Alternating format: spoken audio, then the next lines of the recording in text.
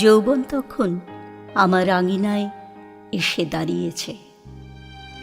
কানায় কানায় পরিপূর্ণ নদীর মতোই আমি প্রাণোচ্ছল। তুমি একদিন বললে আমাকে ভালোবাসো। আমি বাড়িতে এসে লুকিয়ে লুকিয়ে আয়নায় নিজেকে অনেকক্ষণ দেখলাম। আমি যে কৃষ্ণকলি, তুমি আমার মধ্যে কি এমন দেখলে গো? তুমি বলেছিলে তোমার অন্তরের আলো দিয়েই আমি আলোকিত হব।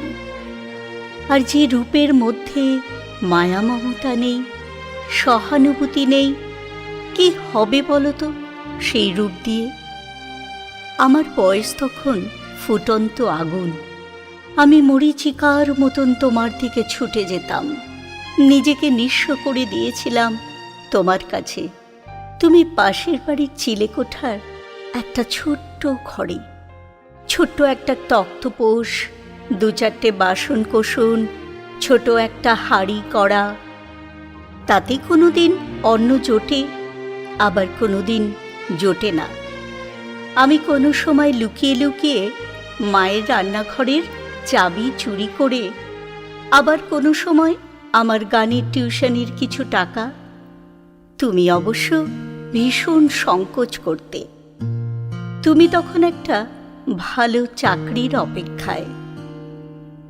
তারপর হঠাৎ একদিন কিছু না বলেই যেন কোথায় হারিয়ে গেলে।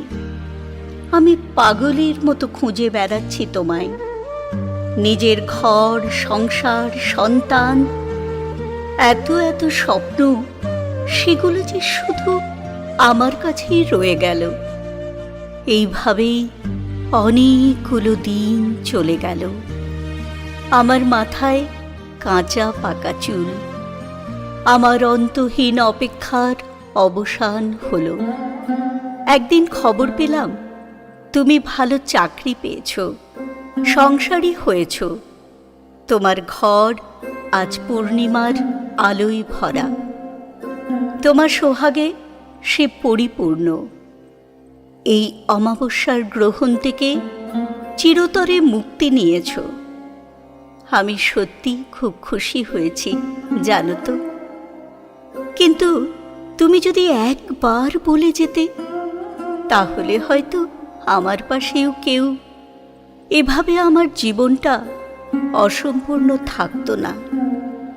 আজও আমার মনে একটা প্রশ্ন রয়ে গেল, কেন তোমার এই ছদ্মবেশ? যৌবনের হাত ধরে এসেছিল সে দাঁড়ি।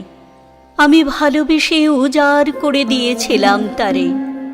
বুঝিনি তখন এমন করেই সব কিছু হবে শেষ।